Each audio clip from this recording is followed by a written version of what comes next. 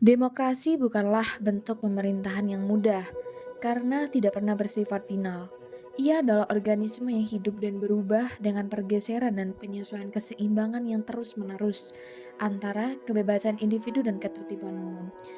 Saat ini saya akan membahas mengenai perbandingan sistem politik antara Indonesia dan Thailand.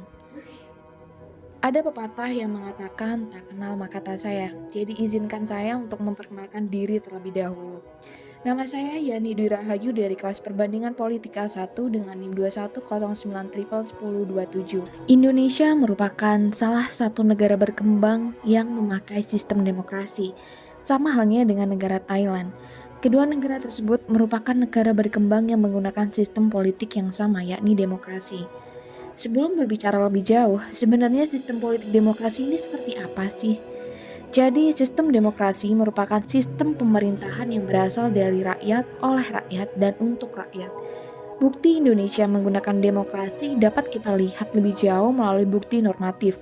Bukti tersebut berada dalam pasal-pasal yang menyebutkan Indonesia adalah negara demokrasi, seperti pada pasal 1 ayat 2 Undang-Undang 1945 yang berbunyi, kedaulatan berada di tangan rakyat dan dilaksanakan menurut Undang-Undang Dasar.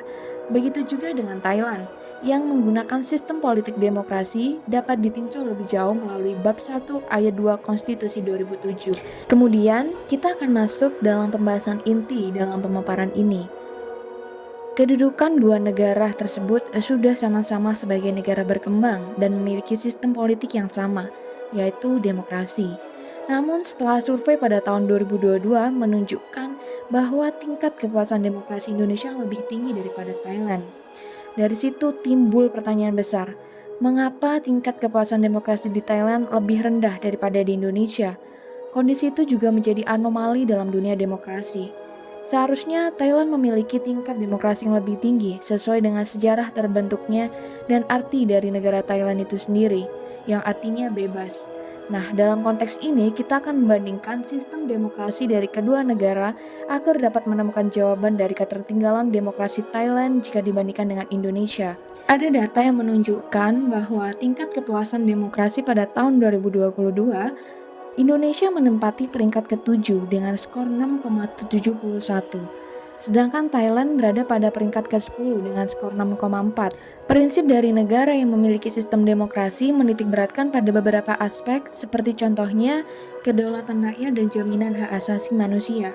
Dari sini kita bisa membandingkan nih kedaulatan rakyat di Indonesia dan juga di Thailand. Kedaulatan di Indonesia sudah memberikan angin segar, seperti halnya dalam setiap pemilu yang memang menekankan dari rakyat untuk rakyat dan oleh rakyat. Indonesia setidaknya sudah menegakkan syarat tercapainya pemilu yang demokratis. Seperti halnya semua warga negara bebas memilih dan dipilih tanpa pengecualian ideologi dan politis.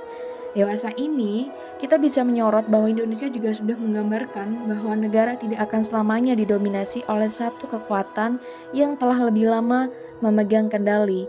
Indonesia memberikan peluang bagi rakyatnya untuk dipilih dalam pemilu. Artinya, Indonesia tidak dikuasai oleh satu kekuatan dominan saja. Sedangkan demokrasi di Thailand tidak menekankan pada kedaulatan rakyat.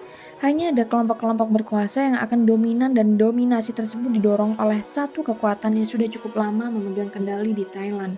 Kondisi tersebut juga berkaitan dengan realita bahwa raja tidak benar-benar menegakkan demokrasi. Dapat dilihat melalui adanya hukum lese majesty, di mana raja dapat mengekang ekspresi orang-orang yang mengkritiknya.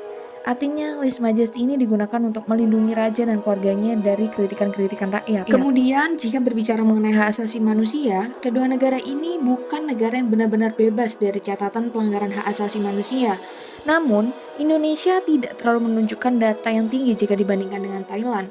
Setelah banyak pergolakan di masa lampau, Indonesia terus merangkak naik dalam meraih demokrasi yang sesungguhnya. Dewasa ini, dalam menghadapi banyaknya tuntutan, Indonesia membebaskan rakyatnya untuk berekspresi dengan catatan sesuai dengan jalur. Artinya, negara memberikan ruang kepada rakyat untuk menyuarakan pendapat. Sedangkan Thailand dengan cacatnya kedaulatan rakyat dan hukum lese majesty tidak dapat memberikan jaminan HAM sepenuhnya. Lantaran tuntutan yang terus tumbuh justru akan semakin menekan rakyat Thailand akan keselamatannya. Negara tidak memberikan jaminan akan HAM. Oleh sebab itu, Data Global Peace Index tidak memasukkan Thailand ke dalam salah satu di antara 83 negara tersebut.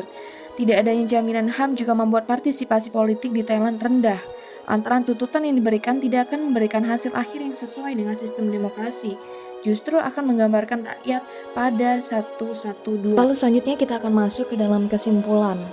Di mana dalam kesimpulan ini kita bisa melihat bahwa alasan mengapa kepuasan demokrasi Thailand lebih rendah daripada Indonesia lantaran demokrasi di Thailand masih tertatih dan adanya hukum kerajaan mendorong partisipasi politik di Thailand juga terhambat.